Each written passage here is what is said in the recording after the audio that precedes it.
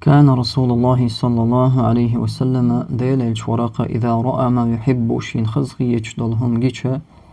شين سمق دول الشي خزغيش دلهم جيتشا أولرت وقال الحمد لله الذي بنعمته تتم الصالحات خاصة بقى الله أنا شي نعمة ثاني شي قنهية ثاني خزغير دول ذكر دلهم الشا خلتش ولا وإذا رأى ما يكره شين تديش دول تتابلش دول هما شين جيتشه أولرت وقال الحمد لله على كل حال الحمد لله على كل حال خاصة بقولرت وعن الله أن مصوش حاله شين تديش تتابلش دول حاله الحمد لله على كل حال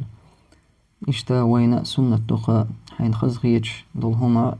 ونجيتش الله وندلش مثلا جيتش